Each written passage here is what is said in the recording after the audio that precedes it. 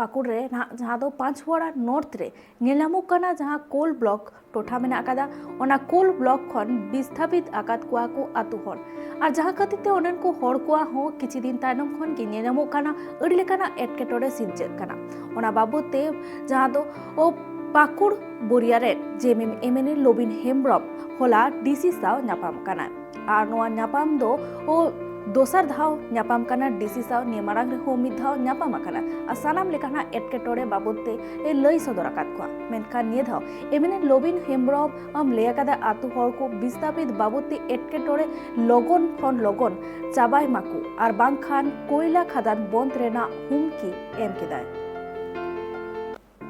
उस समय भी हम पाकुड़ जिला आए थे, उस समय भी हम डीसी के साथ में बैठक किए थे और एक कंपनी वाले को बुलाए थे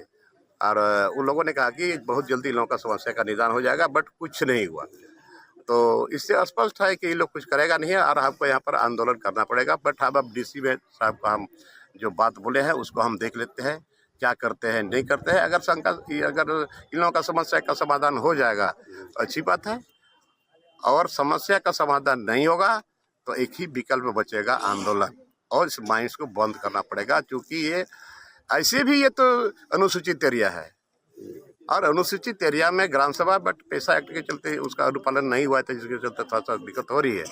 बट हम यहाँ पैसा एक्ट कैसे लागू होगा इस सरकार पर भी हम दबाव बनाएंगे। वही ना मैं एक बात में कह दिया कि यहाँ पर कानून को ताक में रह करके इस माइंस को चलाया जा रहा है।